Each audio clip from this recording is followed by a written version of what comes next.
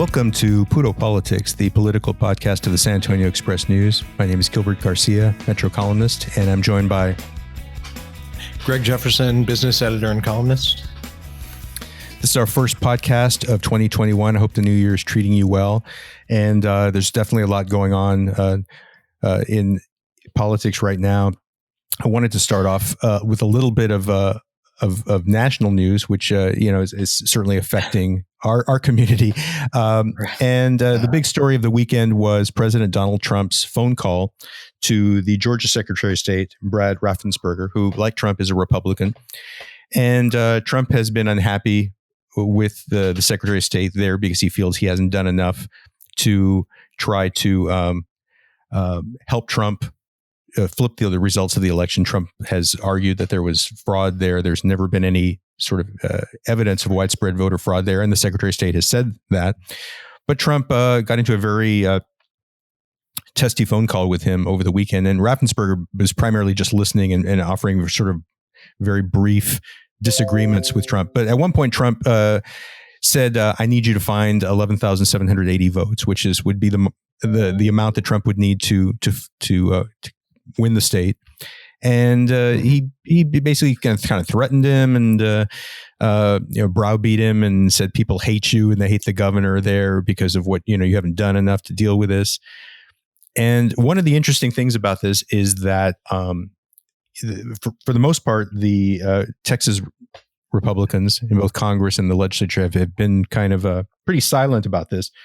But Joe Straus, the former Texas Speaker of the House and a San Antonian, put out a statement yesterday when the story broke and said, Donald Trump is trying to dismantle our democracy by seeking to invalidate an election he lost. Anyone who supports this effort is demonstrating a disregard for the U.S. Constitution, the will of the American people, the sanctity of the electoral process, and the rule of law. So, Greg, I wanted to kind of get your thoughts on the Trump phone call and Joe Straus's response to it. It was a pretty quick response that he put out. Right. I mean, the phone call itself was pretty bald, but I mean, is anybody surprised by this? I mean, if you listen to the audio, I mean, yeah, it's exactly what we've come to expect from the president. It's borderline criminality, alternately threatening, cajoling, flattering, but mostly threatening. Right. The Georgia Secretary of State. Joe Straus's, it's funny that a tweet in favor of the rule of law counts as courageous these days, but it does. And, I'm for a Republican. I mean, you read that and immediately you wonder, is he really interested in running for another office as a Republican? I don't know. It doesn't seem so. But yeah, I read the tweet and I don't like many tweets, but yeah, I hit like on that one. Yeah. You're right. Yeah. I mean, it's like, yeah, that's what every recognizable Republican leader should be saying right now. Yeah. And the fact that they're not brings us into sharp relief. I mean, like I said, I mean, it shouldn't be courageous, but it is. And he should be recognized for that. Joe Straus should be. Yeah. And even before we get into the contents of the phone call, I mean, the idea of the President of the United States leaning on a Secretary of State, making a phone call and about the particulars of how the election was handled. I mean, this is really not something that presidents have been doing when it comes to their election to be telling people how. And there was a fascinating moment where Trump said something like, "I hear that Dominion's. The rumor is that Dominion is like they're taking their machines out of there so that no one can see them, and people are shredding ballots. And what are you hearing about that?" And then Raffensperger says, "No, that's not happening." And then later in the conversation, Trump says, they're taking their machines out and they're shredding ballots. I mean, it was basically I'm not listening to anything you're saying because I've already made up my mind. I mean, Yeah, like his at one point his response was like, okay, well, so they're not taking the machines. Are they taking the guts of the machines out? Because right. I've heard they're doing that too. It's like That's it was right. just absurd. It was insane. And when you have a president who should have access to, as more information, more, with greater information, with greater accuracy than anybody else, it's all available to the president. And he's saying, well, I'm hearing rumors that, and it's Right. so much of what he does is about like, I'm hearing rumors. But another, this is all happening, of course, against the backdrop of the certification of the election. That's going to happen on Wednesday. Mm-hmm. Congress is going to is supposed to do that. Tuesday, we have a Georgia special election where 2 U.S. Senate seats are on the line, and that's going to determine whether which party controls the Senate. So a lot's going on in Georgia and across the country. And one of the things that's interesting to me is, Ted Cruz was campaigning in Georgia yesterday. He was asked about the Trump phone call, wouldn't talk about it. He's one of 11 senators who has said that he will vote to block the certification of Joe Biden's victory on Wednesday. And one thing that has been kind of interesting lately for me is that U.S. Representative Chip Roy, whose district includes part of San Antonio, he's a Cruz protege. He was his chief of staff, and Cruz helped him get elected.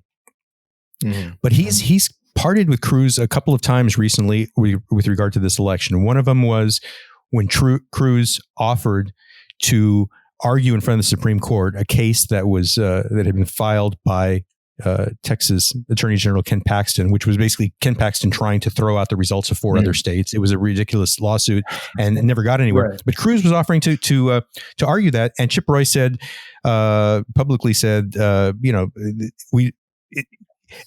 think Chip Roy is among other things, he's a kind of a states' rights purist, and he's saying that one state doesn't have the right to be challenging the results of other states.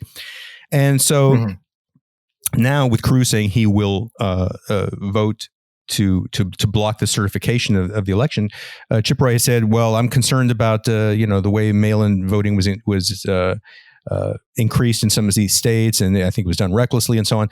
But there is no constitutional role for Congress." Mm-hmm.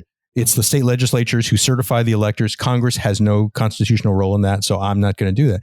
So I don't know. I was just curious what your thoughts are. I mean, he's not really disagreeing with the president or with Ted Cruz on the substance, but he's saying this is the taking on this role is unconstitutional. Right. Yeah. I mean, I think we've reached a point in this crisis, and I mean, this is clearly a crisis where it's, Republican lawmakers can no longer just thread the needle. I mean, you can't argue both sides. At some point, you're going to have to come down on whether to certify Biden's victory or not. And it seems like Representative Roy has reached that point, and he's concluded, no, I mean, the rule of law, respect for the Constitution has to prevail. I also wonder about the politics in his district. Clearly, Wendy Davis, he got past her in the general election. But, I mean, it's not a hard right district. Right. I mean, is this a recognition that maybe the demographic composition of his district is changing, the politics is changing, it's less red than it had been? I mean, I think that's a possibility. Yeah, I think what the actions of a lot of the politicians, and particularly on the Republican side lately, have been about whether you have a greater fear of getting primaried or whether you have a greater fear of losing a general election. And I don't think he probably has much to worry about in a primary, but he probably does have to be a little careful when it comes to the general election. So that makes a lot of sense. Mm-hmm. I wanted to talk a little bit about what's going on with the COVID-19 vaccination, which is we're a couple of weeks into that, and on December 29th last week, the state sort of expanded the list of people who are eligible to receive the vaccine. Now, previously it had just been 1A, which is frontline workers, residents of long-term care facilities, and last week they opened it up to 1B, which is anyone 65 or over, and then people 16 or over who have, chronic medical conditions. So this was a surprise to the localities in Texas, and there has been some confusion and chaos with this. I know in San Antonio, we've been hearing that there wasn't enough. There weren't enough doses of the vaccine. I've heard just anecdotally about people who were in 1B, making appointments, going and being told, we can't take you now. Apparently, beginning this week, University of Health System will be taking appointments for people in the 1B category, and so that will happen. But I think one of the things that was interesting to me, I didn't realize this, but Eric Walsh, the city manager, in a memo that he put out on Sunday, pointed out that if we include 1B as the eligible part of the eligible group for this, that basically now 60% of the city of San Antonio is eligible now for the vaccine, and clearly we're not anywhere close to. The plan had been we'll move to 1B in March. We knew that we were going to have enough vaccine this early, so now the city is in a or the providers are in a position where 60% of the community is eligible, but we're nowhere close to that with the doses of vaccine. I mean, what do you make of what's going on? You've got kind of a logistical logjam. It seems. I mean, you had University Health had what is something more than 17,000 spots open for. I believe it was phase 1B appointments to start vaccination, and those filled up like fast. So yeah, I mean, the demand is high. Capacity is limited, and it's in some ways it's not surprising that you're not vaccinating the population as quickly as you'd hope. I mean, to say that 60% of the population could be vaccinated is a far cry from actually getting them into offices or HEBs or Walgreens to get it done. I think, like all processes like this, it's going to be a bit chaotic in the beginning, but it should smooth out, over the next couple of weeks. The problem is we reported nearly 2,000 new COVID cases yesterday. That's a new record from, a date in December. So, I mean, all of this is happening in a backdrop of crisis with a huge spike of COVID-19 underway.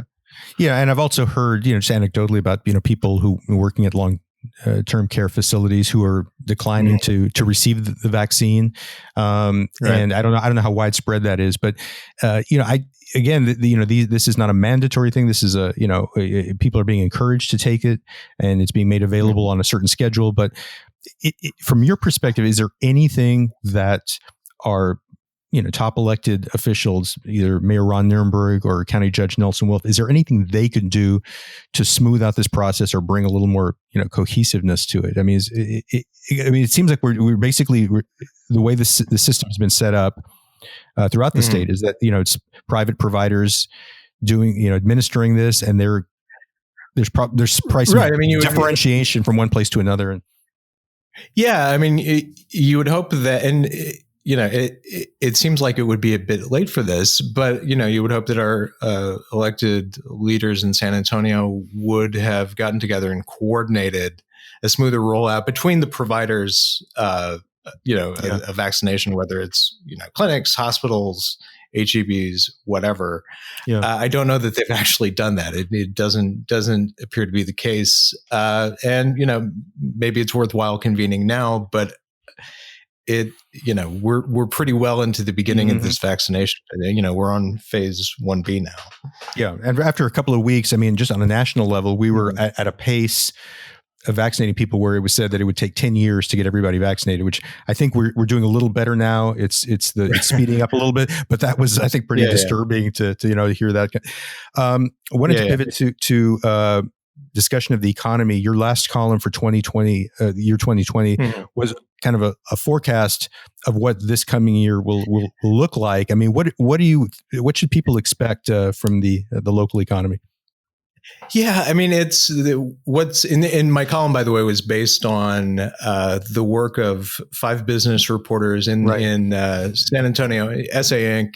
The entire last issue was devoted to, we took 5 industries, basically San Antonio's Big Five, and just kind of looked at what's ahead for them. And what we found was, there are sectors of the economy that, I mean, you can't even say they're recovering because they never really suffered greatly. I mean, if you just look at the real estate market, just in terms of housing, I mean, demand is going nuts. It seems as if, there was maybe a little stumble in the housing market back in April and May, but that recovered quickly and it's just come roaring back.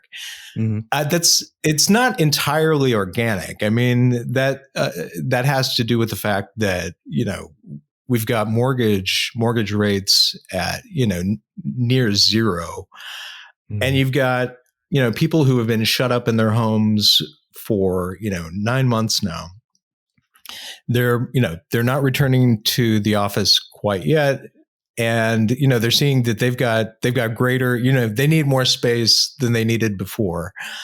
Right. Because a lot of people, a lot of office workers, even when their offices reopen, they're not going to be there full time. I mean, there are a lot of businesses that are going to be, they'll have kind of basically workers coming back to the office in shifts, and you'll be working from home part of the time. So the need for more space is also driving this, in addition to near zero interest rates. And then you look at, banking, which has held up pretty well. They, after you had this big glut of PPP loans, the, Paycheck Protection Program loans to small and mid-sized businesses and some large businesses. Back in the spring, their attention turned to, okay, their business clients with loans, are these going to be troubled loans? And what they've found generally is that their business customers have held up pretty well. You're not seeing a lot of loan defaults. You're not seeing a lot of loan payments. It's interesting. So they've held up well. And then if you look at the tech sector, they never had a downturn. Yeah. I mean, a lot of they weren't affected by this. The app. Yeah, exactly. I mean, with more people living more of their lives online, the app makers among them, the software makers, they were doing quite well, thank you. The robotics and artificial intelligence firms, they're doing really quite well now. Just because, I mean, there's going to be a greater demand for both AI and robotics going forward, just in terms of factory work and in terms of warehouse operations, because now employers, they're saying, okay, well, we got stung by a pandemic one time, and I've noticed that robots are rather immune to COVID, so we're going to use more of these and a little more AI. So yeah, I mean those firms have done pretty well. Cybersecurity, which is another large, it's a large part of San Antonio's technology industry. They've not done quite as well as the robotics and software firms, but they've done pretty well, because you still have computer networks that need to be protected and maintained. Sure. But then, I mean, what you've got is an economy where, those who are already earning higher incomes and have higher education, they're doing okay, if not well.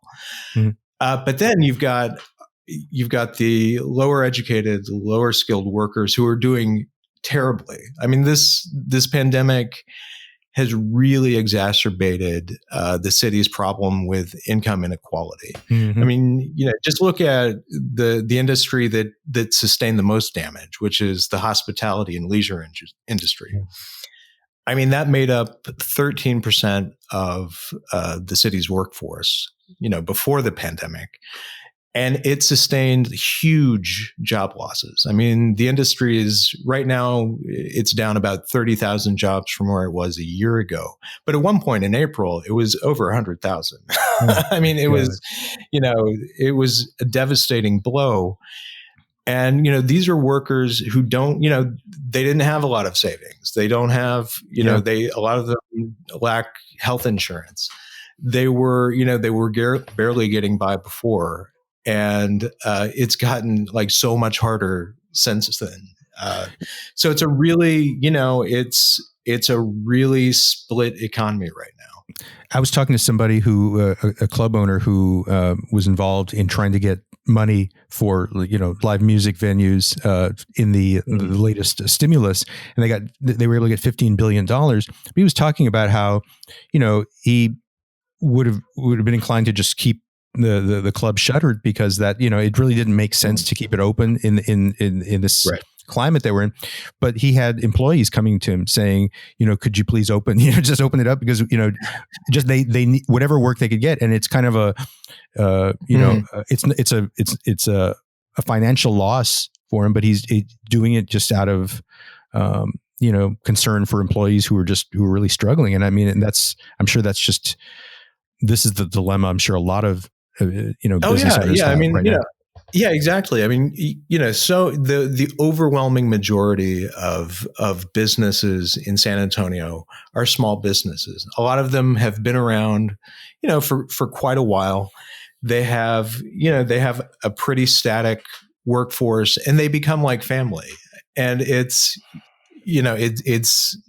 impossible sometimes to keep everybody on the payroll. You just don't have enough money. Yeah. And without any kind of, like if for some reason you couldn't participate in PPP back in the spring, I mean, you had to break up the family basically. And even with PPP, I mean, it's, we're well past that. And it's, business owners are having to make some really difficult decisions about staffing. Are they going to let people who've been working for them for years go? I mean, in a lot of cases, the answer is yes. Like if you want the business to survive, you're going to have to reduce payroll. And even at that, we don't know, how many small businesses are just going to fold before all of this ends. Yeah. Well, before we wrap things up, I wanted to just briefly talk about the upcoming council races. We're really at that point where we're gonna, all that's going to start heating up. And up to now, we've just had candidates filing treasury reports, and already it's still early, but I can say with confidence that the race that it will probably end up intriguing me the most is Council District 3, where the outgoing council member Rebecca Villagrán is term limited, and we're as of now 5 candidates have filed to run there, and one of the candidates is the outgoing councilwoman's sister, Phyllis Villagrán, and we also have the race will also feature Tomas Uresti, the former state representative, who's also the brother of former state senator Carlos Uresti, who's serving time right now on multiple felony counts. Current So, well, I mean, Tomas Uresti got voted out of office, right kind of in the middle of his brother's scandal. Right. I think it was in the middle of the trial, and so it's not an easy time, for someone with the last name Uresti to be running. Although Albert Uresti got arrested, got reelected. Albert Uresti hasn't Albert Uresti become the Don of the Uresti family now? I mean, like he defied the big wheel. The political gravity there and got reelected as tax assessor. But although I must say, I've got to say though, like Albert Uresti, he's proven to be a really capable tax collector assessor. I mean, he's introduced, it's a good deal of innovation in that office. Frankly, I was kind of surprised.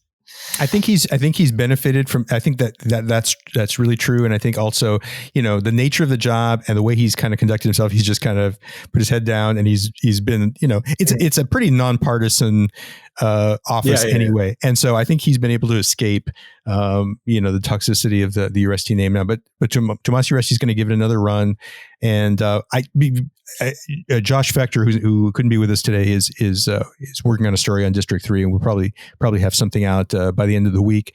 But but I was just curious, Greg, because I could not remember a case. You might remember.